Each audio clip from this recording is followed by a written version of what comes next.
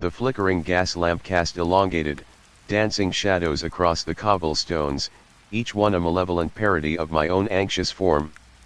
Rain lashed against the grimy windows of the antique shop, a relentless drumming that amplified the oppressive silence inside.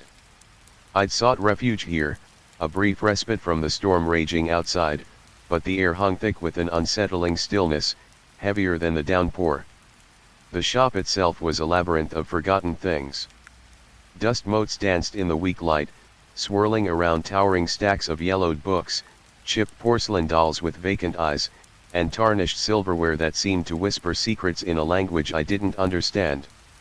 An elderly woman, hunched over a counter piled high with pocket watches, watched me with eyes as cold and gray as the storm.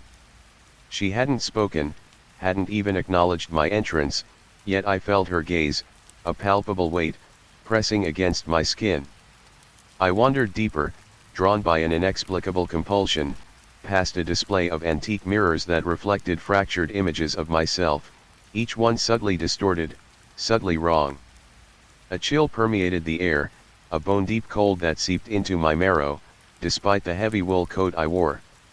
The scent of mildew and decay grew stronger, clinging to the back of my throat, making it difficult to breathe. Then I saw it. In the far corner of the shop, shrouded in shadow, stood a life-sized mannequin. It was a woman, dressed in a tattered Victorian gown of faded velvet, her porcelain face cracked and chipped, her painted lips frozen in a silent scream. One of her glass eyes was missing, leaving a dark, gaping hole that seemed to stare directly into my soul. I recoiled, a jolt of pure, primal fear shooting through me. There was something profoundly wrong about this mannequin, something that resonated with a deep-seated dread I couldn't explain. It wasn't just the age or the disrepair, it was something else. I took a step closer, drawn by a morbid curiosity I couldn't resist. The rain intensified, drumming against the windows like frantic fingers, and the gas lamp flickered violently, plunging the corner into near darkness. As the light surged back, I saw it. Attached to the mannequin's wrist, by a thin, tarnished chain, was a small, silver locket. It was intricately carved with a floral design, and though blackened with age, I could see a faint glint of something inside. Driven by an inexplicable need, I reached out, my fingers trembling as they brushed against the cold, lifeless porcelain of the mannequin's hand. The moment my skin made contact, a jolt of static electricity shot up my arm, making me gasp. Ignoring the warning, I fumbled with the clasp of the locket, my fingers clumsy and uncoordinated. With a soft click, it sprung open. Inside, nestled against a bed of faded velvet, was a photograph. A faded, sepia-toned image of a young woman. She was beautiful, with high cheekbones and piercing eyes that seemed to bore into my own. She was dressed in a Victorian gown, strikingly similar to the one worn by the mannequin. And then I saw the detail that made my blood run cold. The woman in the photograph was wearing a necklace. A necklace identical to the one I was wearing right now. A necklace my grandmother had given me, a necklace I'd been told was a family heirloom, passed down through generations. My breath hitched in my throat.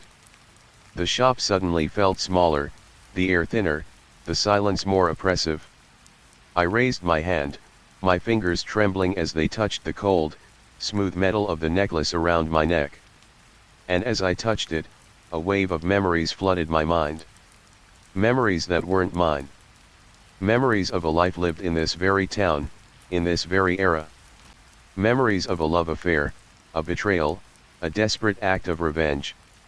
Memories of being strangled, my life extinguished, my body posed, dressed in my finest gown, and placed on display in this very shop. The woman at the counter stirred, her cold gray eyes locking onto mine. She smiled, a slow, chilling smile that revealed teeth that were far too sharp. Her voice, when she spoke, was a raspy whisper that seemed to crawl inside my skull. "Welcome home," she croaked. "We've been waiting for you." Then, I felt it. A cold, clammy hand closing around mine. I looked down, and the mannequin's porcelain hand tightened its grip, its painted lips curving into a triumphant, knowing smile. The missing eye socket no longer stared blankly, but seemed to gleam with a terrifying, malevolent light. The locket swung gently, the photograph inside now showing not a woman from the past, but my own terrified face, trapped and helpless. The shop door slammed shut, and the rain outside ceased. The silence was complete. I wasn't seeking shelter anymore. I was home.